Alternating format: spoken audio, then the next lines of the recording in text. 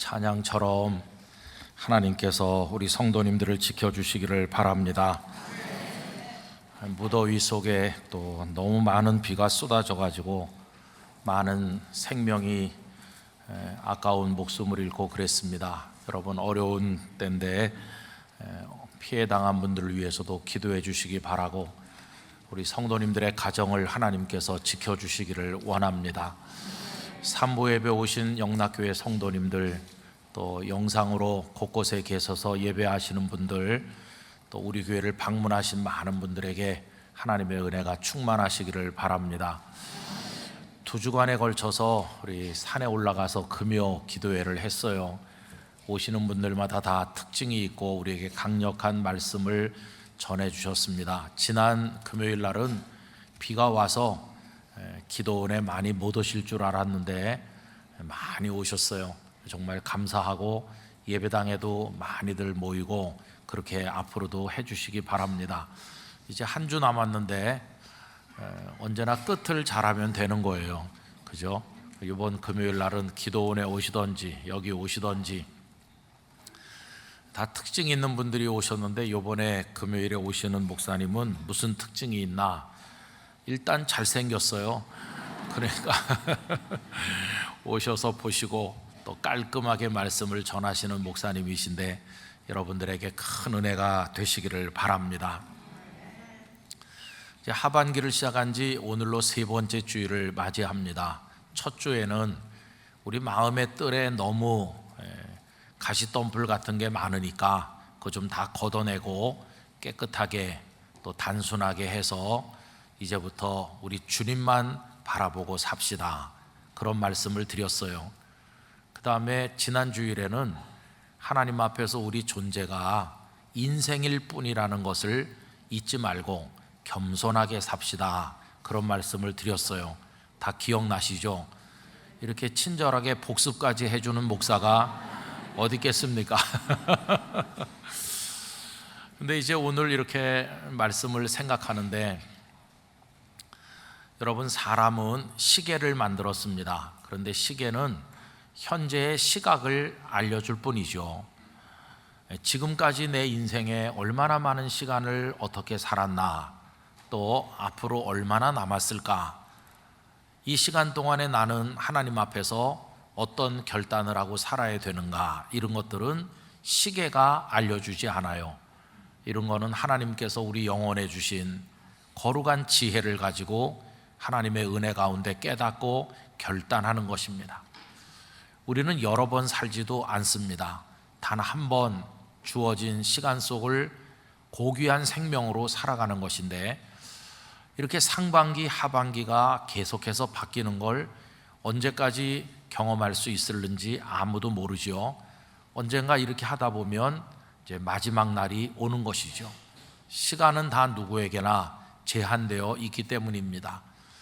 그래서 하반기를 시작한 3번째 주일인 오늘, 이런 문제를 두고 우리의 남은 시간을 어떻게 살아야 될 것인가 하는 것을 우리 성도님들과 함께 나누고자 합니다. 여러분, 시간을 두고 이야기할 때 제일 많이 하는 얘기는 아껴야 된다는 겁니다. 시간을 절약해야 된다. 이와 관련해서 아주 드라마틱한 이야기가 있죠. 1849년 12월 21일 영하 수십 도로 내려간 엄동설안에 시베리아 어느 수용소에 처형당할 죄수들이 끌려 나왔습니다. 그 중에는 28살 된 남자가 있었는데 그 사람이 다름 아닌 도스토옙스키입니다. 그는 1845년 가난한 사람들이라고 하는 데뷔 작품으로 일약 스타가 되어서 널리 알려진 유명인이 되었습니다. 그리고 그는 어떤 모임에 가담했는데 사회주의 성향이 강한 급진적 모임에 가담해서 활동을 하게 되었는데, 이제 그 모임에서 러시아 정교회를 모독하고 황제에게 도전했다. 그래서 여러 사람들이 체포될 때 같이 체포되었고 사형 선고를 받은 것이었습니다. 끌려 나온 사람들은 고해 성사를 했고 마지막 그들에게 남은 시간은 5분쯤 되었다고 합니다. 정말 그의 마음이 그랬는지는 모르는데 책에서 읽은 얘기입니다. 남은 5분 동안에 뭘 하면 될까? 그는 2분은 함께 처형당할 사람들과 슬픔의 작별 인사를 나누는 데 쓰고, 또 2분은 지나간 28년을 살아온 걸 한번 훑어보고, 그리고 마지막 1분은 눈앞에 펼쳐진 얼어붙은 자연 세계를 한번 휘둘러 보는데 쓰기로 마음을 먹었다고 합니다. 이제 총구가 불을 뿜으면 그들은 다 죽음이 되어 쓰러질 것인데, 그때 그는 생각하기를, 만약에 내게 다시 살 기회가 주어진다면 1초를 100년쯤 되는 것으로 생각하며 살 텐데, 이런 생각을 했다는 겁니다. 그런데 여러분, 총구가 불을 뿜기 직전에 그가 만약에라고 생각했던 가정이 현실로 이루어졌습니다. 황제의 특사가 달려와서 형을 멈추시오 이렇게 해서 극적으로 살아남게 된 거죠. 일설에는 니콜라이 1세 황제가 그들을 실제로 죽일 생각은 아니었었다, 이런 말도 있습니다. 어쨌든 그는 만약에 살 날이 주어진다면 이라고 했는데, 살 날이 현실로 주어졌고, 그래서 그는 시간을 아껴서 열심히 살았고, 우리가 귀하게 생각하는 많은 작품들을 남기게 되었다는 것입니다. 여러분, 꼭 이런 얘기를 우리가 했기 때문이 아니라, 시간은 저절로 생긴 게 아닙니다. 하나님께서 우리에게 생명과 더불어 그 생명을 펼칠 수 있는 배경으로 허락해 주신 큰 은혜입니다. 하나님께서 주신 이 시간을 우리 성도들이 다 같이 아끼면서 의미 있게 살아가야만 될 것입니다. 성경에 많은 인물들이 등장하는데, 이 시간과 관련해서 아주 인상적인 인물이 있습니다.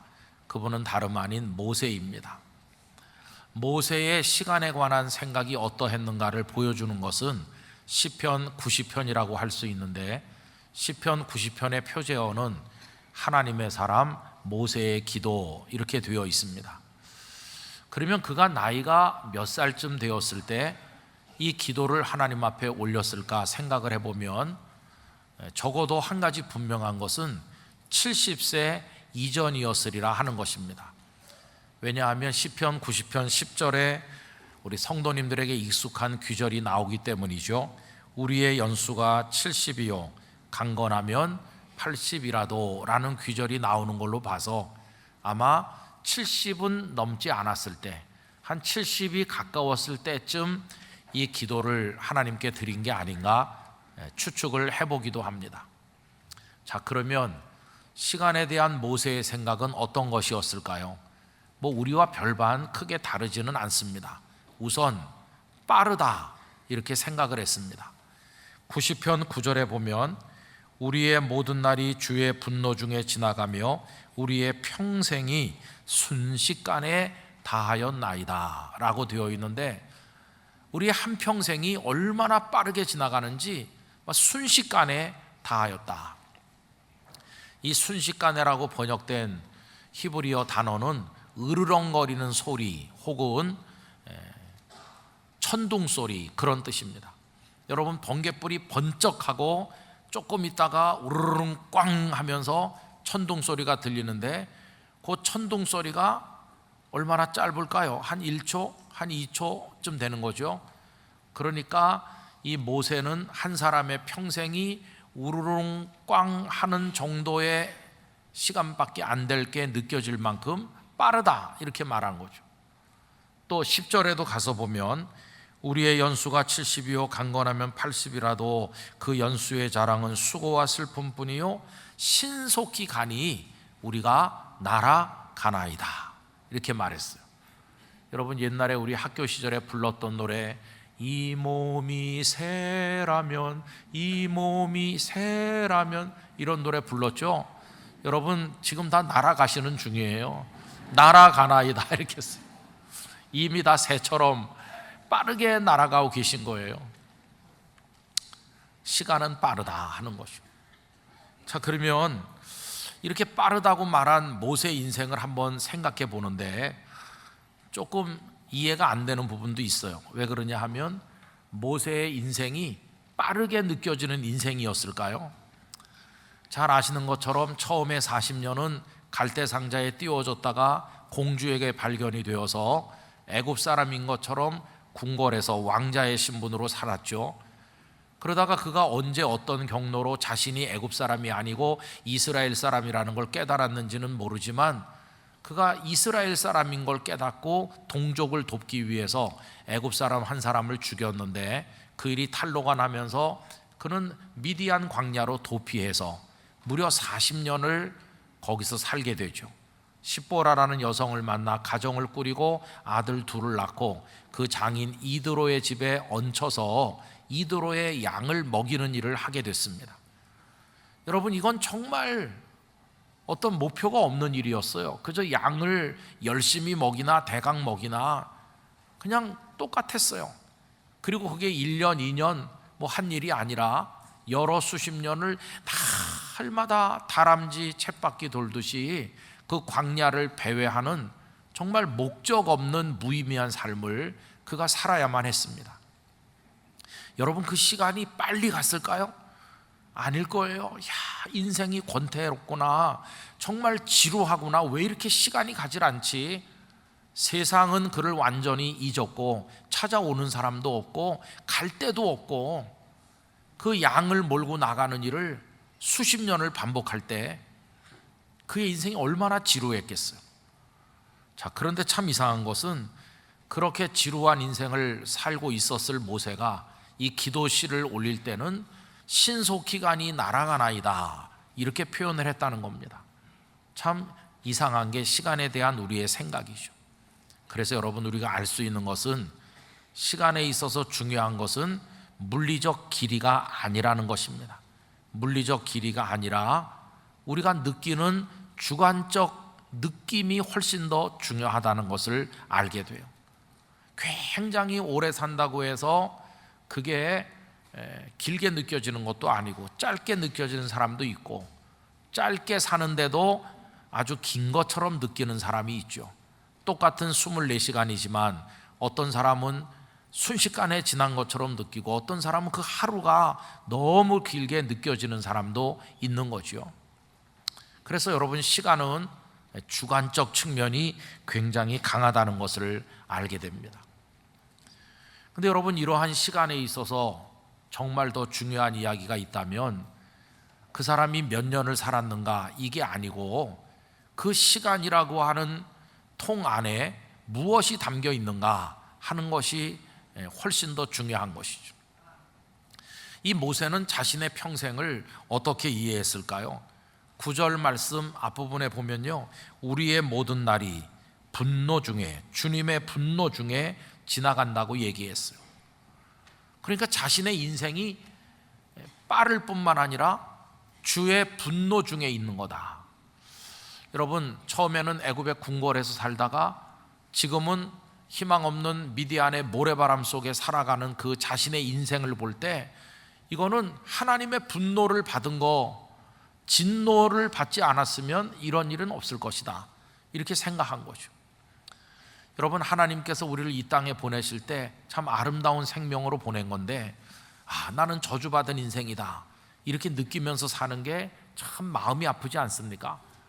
근데 주변을 보면, 때로 우리를 보면 어떤 때는 참 인생이 아름다운 것 같아요. 영화 제목처럼 인생은 아름다워 노래가 막 나오고 그러다가 어떤 때는 돌아앉아서 가슴을 두드리면서 쥐어뜯으면서 눈물을 쏟고 아픔을 겪을 때는 내가 저주받았나 보다 이렇게 생각하는 거죠.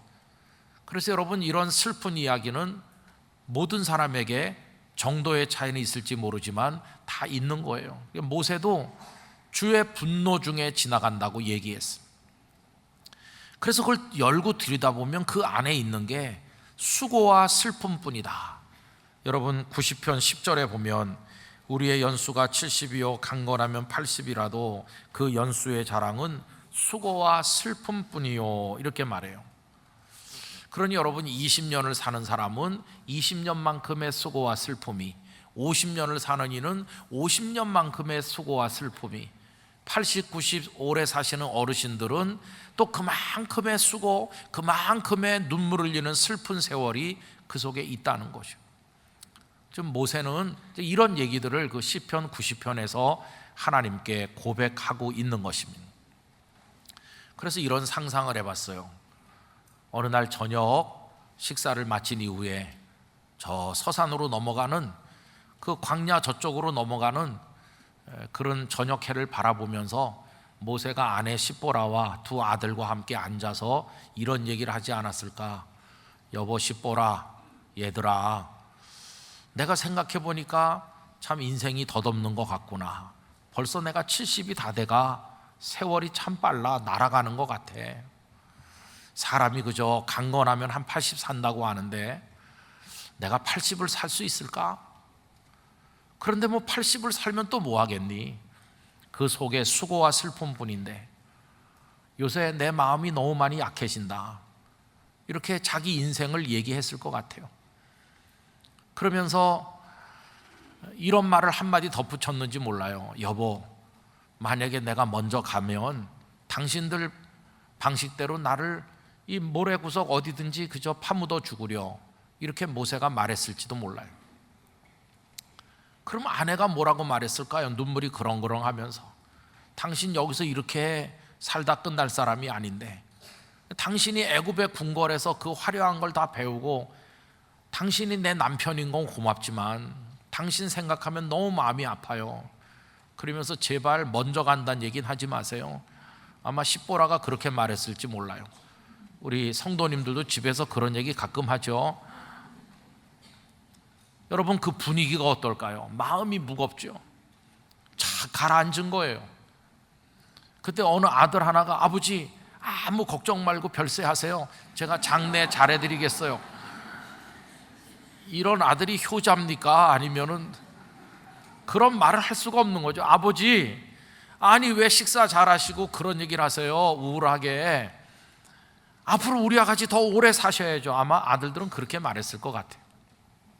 근데 부인할 수 없는 현실이고 모세의 마음이 그렇게 착 가라앉은 거예요. 그런데 여러분, 성경이 그 얘기를, 모세의 그런 기도 그리고 모세의 생애를 우리에게 보여주는데 어떻게 보여주고 있습니까? 모세의 말대로 강건하면 80이기 때문에 모세는 슬픔 가운데서 그 모래바람 속에 살다가 거기 묻혔다, 그렇게 끝났다, 이렇게 보여주고 있습니까? 아닙니다. 참 성경 속에서 하나님은 놀라운 이야기를 보여주시는데 그렇게 끝나지 않았다는 걸 보여주시는 거예요. 모세가 끝이라고 생각하던 바로 그 지점에서 모세는 다시 시작했다는 걸 보여주고 계신 것이에요.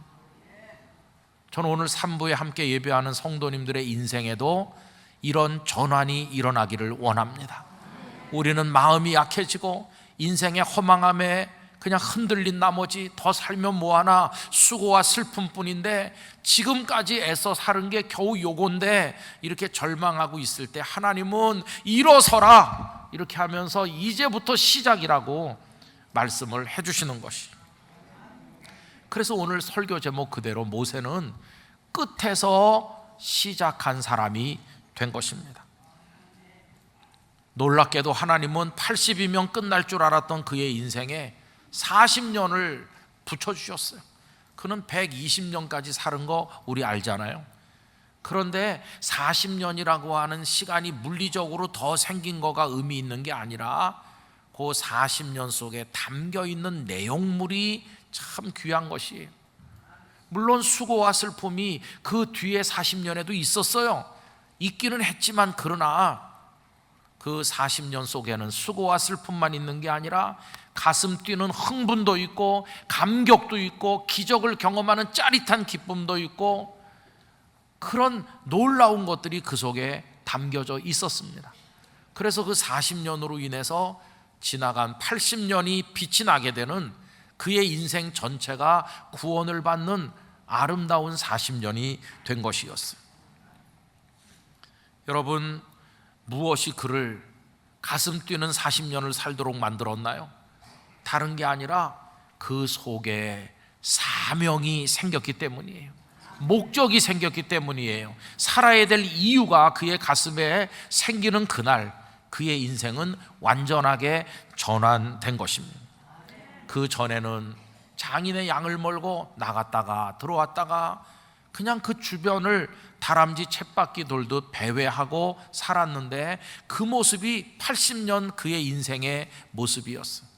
그런데 이제는 배회하는 인생이 아니라 목적지가 딱 생겼어요. 애굽을 향해서, 그리고 가나안을 향해서 목적이 있는 삶으로 바뀌게 됐어요. 이게 올해 우리 교회 표처럼 행진하는 삶인 줄로 믿습니다. 그런 전환이 일어나게 된 것이죠. 그래서 이제 오늘 본문으로 돌아오면 이래요.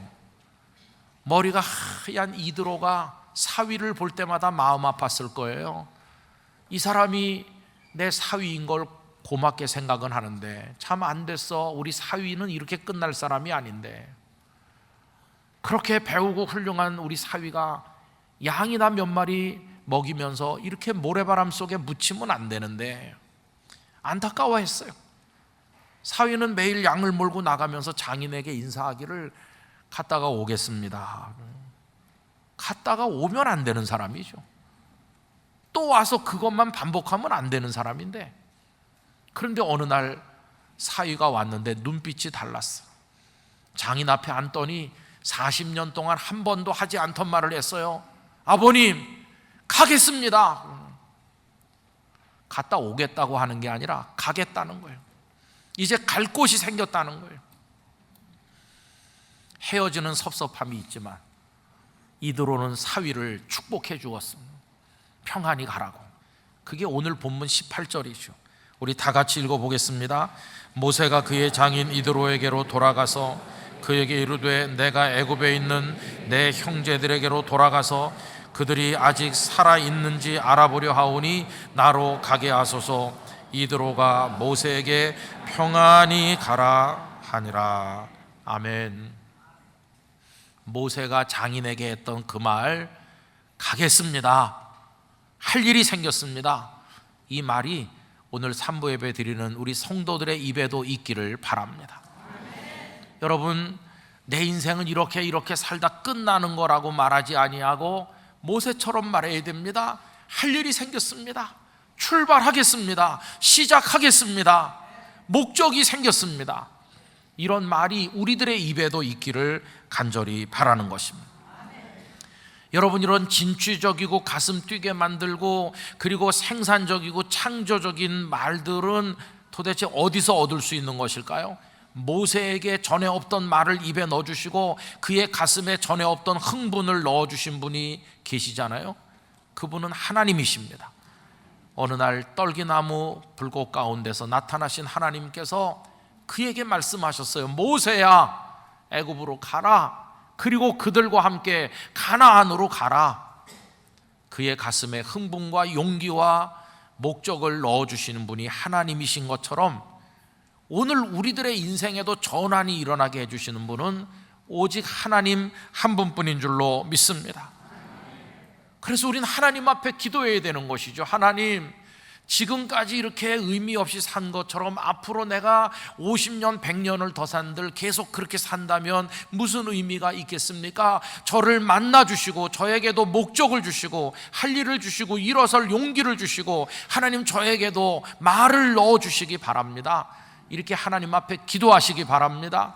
하나님께서 우리 성도들을 만나주시기를 기원하는 것입니다. 해야 될 말을 넣어주시고 우리 인생을 전환시켜 주시는 것이, 이게 얼마나 멋진 삶인지 알 수 없어요.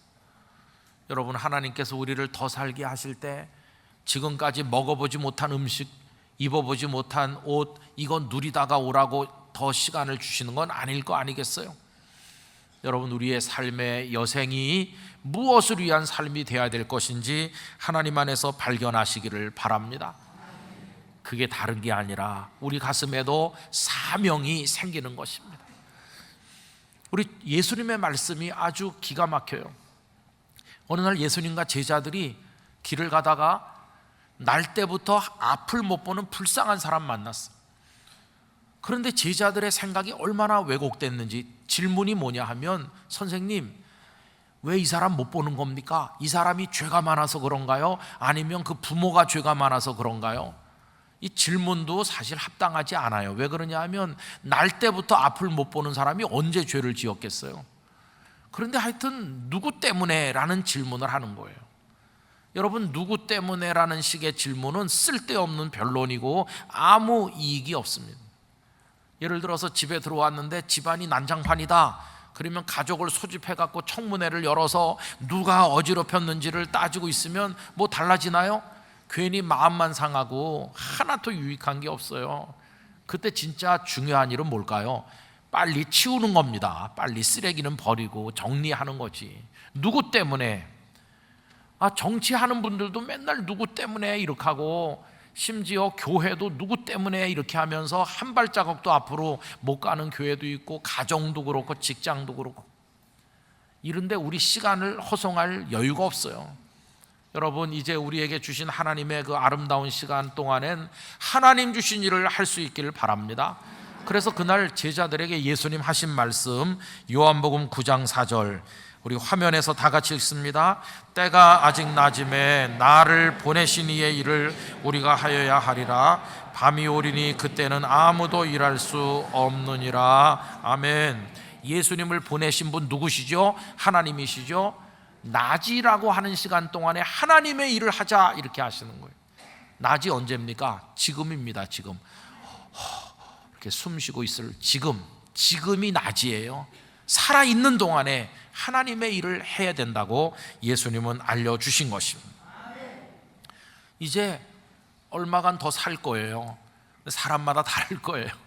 어떤 분은 아직 많이 더 살고 어떤 분은 조금 더 살 텐데, 아직은 낮인데 그때 뭐 하면 좋을까? 여러분, 예수님은 당신의 낮에 뭘 하셨나요? 다른 사람들을 사랑하는 일을 하셨어요. 마지막에는 십자가에서까지 우리를 사랑하셨잖아요. 모세는 그 40년 동안에 뭘 했나요? 자기 이득을 위해 산 게 아니라 백성을 위해서 살았어요. 여러분, 이제 하나님께서 우리에게 얼마간의 시간을 더 주신다면 이제부터는 우리도 다른 일을 복되게 하는 일을 위해 살기를 바랍니다. 다른 말로 바꾸면 다른 사람을 사랑하는 일을 위해 살기를 원합니다. 그 18절에서 모세가 이렇게 말하죠. 애굽에 있는 내 형제들에게로 돌아가서 그들이 아직 살아있는지 알아보려 하오니. 여러분, 살아있는지 확인만 하러 가는 건가요? 그건 아니죠. 살아있구나, 그럼 잘 있어요, 그렇게 올 건가요? 그건 아니잖아요. 그들이 살아있음을 확인할 뿐만 아니라 그들을 애굽에서 건져서 가나안의 백성, 행복한 백성 되게 하려는 게 목적이잖아요. 그걸 위해 그 40년을 바쳤는데, 이제 우리도 우리의 가족들과 성도들과 직장 동료들과 이웃들, 하나님께서 우리 곁으로 지나가게 하는 이들을 복되게 하는 일을 위해서 우리의 낮이라는 시간을 사용하기를 원하는 것입니다. 그러면서 천국을 향해 가는 거예요. 그게 예수님을 따라 사는 건데, 문제는 뭐냐 하면 우리는 연약하다는 거예요. 지난주일에 말씀드린 것처럼 인생일 뿐이고 내일 일이 어떻게 될지를 한치 앞을 몰라요. 지난 7월 10일 오이코스 말씀이 이제 그런 거여서 제가 오늘 말씀을 읽으면 내일 일은 난 몰라요, 그 찬양이 생각난다. 이 찬양 가사는 고 김알람 박사가 작사하신 것인데 이렇게 했어요. 오이코스 그때 그렇게 했는데, 나중에 어떤 분이 친절하게 저에게, 목사님, 그게 김알람 박사 작사가 아니고요, 외국 곡인데 그 안희숙 여사께서 번역하신 거랍니다, 이렇게 알려주셨어요. 참 감사합니다. 그래서 지금 공개적으로 정정하겠습니다. 외국 곡인데 안희숙 여사가 번역한 거래요. 김알람 박사가 작사한 찬송은 다른 건데 제가 착각을 했어요. 제가 이런 얘기해도 지금 뭔 소리 하는지 모르시는 분이 있을 거예요. 그분은 왜 모를까? 오이코스를 안 하니까. 오이코스를 하는 분은 제가 무슨 얘기하는지 아실 거예요. 어쨌든 내일 일을 모르잖아요. 내일 일을 모르는 내가 하나님이 시간을 많이 주신들 어떻게 살아낼 수 있을까? 그래서 어떻게 하면 좋을까요? 모세처럼 하길 원하는데, 여러분 20절 다 같이 읽겠습니다. 모세가 그의 아내와 아들들을 나귀에 태우고 애굽으로 돌아가는데 모세가 하나님의 지팡이를 손에 잡았더라. 아멘. 우리 성도님들도 하나님의 지팡이를 잡으시기 바랍니다.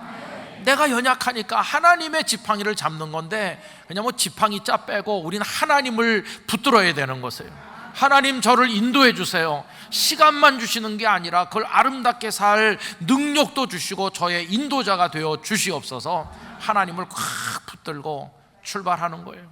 지난 금요기도에 오셨던 목사님이 기도에 관해서 많이 강조했잖아요. 여러분, 기도의 손을 내밀어서 하나님을 붙드시기를 바랍니다. 그리고 낮이라 하는 동안에 하나님의 일을 하시기를 바랍니다. 인생의 전환을 경험하게 될 줄로 믿습니다. 근데 이렇게 이제 말씀드려도 낙심하는 분들이 있죠. 아유, 목사님, 이 나이에 뭘 하겠어요? 제가 지금까지 수고했는데 기껏 요만큼밖에 안 됐어요. 아, 이제 뭐 한다고 되겠어요? 이렇게 낙심하는 분들이 계실 거예요. 그래서 여러분들을 위로하기 위해서 시를 하나 읽어드리려고 하는데, 제가 좋아하는 시, 오늘은 내가 반달로 떠도, 이혜인 시인의 시를 읽어보겠습니다. 이 시 속에는요, 좌절이 있어요.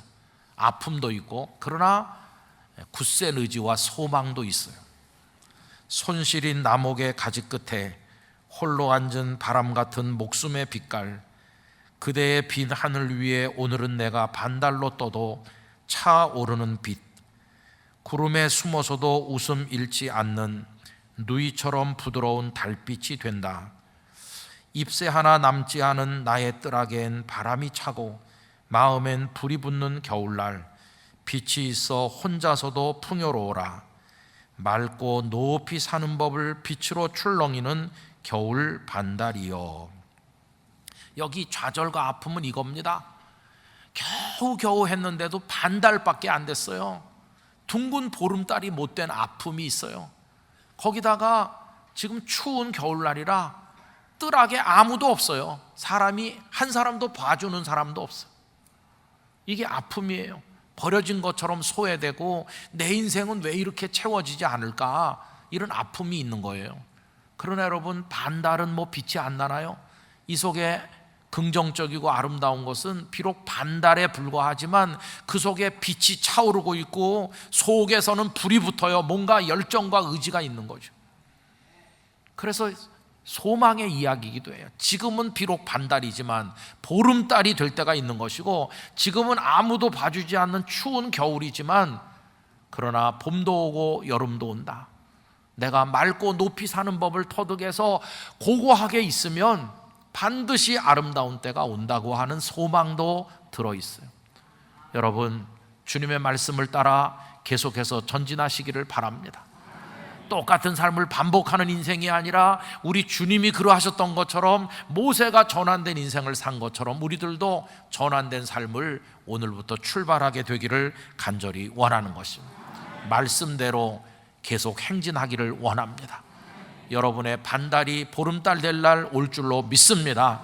봐주는 이가 없는 추운 겨울도 따뜻한 봄날로 바뀌게 될 줄 믿습니다. 우리의 가는 길에 선하신 하나님의 은혜가 함께 하시기를 간절히 축복합니다. 기도하겠습니다. 존귀하신 아버지 하나님, 허무한 인생, 신속히 날아가는 듯한 빠른 인생, 분노 중에 사는 것 같고 수고와 슬픔뿐인 인생 속에 허덕이고 있으나, 하나님은 우리를 이대로 모래바람 속에 묻어두지 않으시고 일으켜 세우실 줄 믿습니다. 끝에서 다시 시작하게 하실 줄 믿습니다. 믿음도 주시고 용기도 주시고 능력도 주시고 은혜도 주시고 우리 성도들을 일으켜 세워 주시옵소서. 예수님의 이름으로 기도하옵나이다. 아멘.